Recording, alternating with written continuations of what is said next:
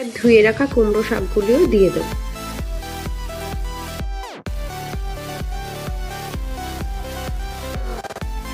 স্বাদ মতো নুন দিয়ে দিলাম,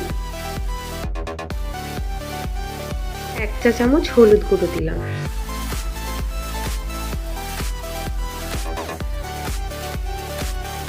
চাপা দিয়ে সেদ্ধ হতে দিলাম।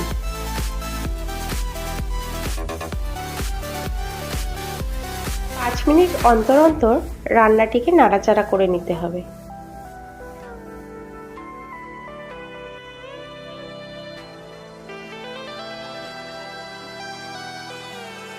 আমার রান্নাটিতে জল প্রায় কমেই এসেছে, এর জন্য আমি 2 কাপ গরম জল অ্যাড করব।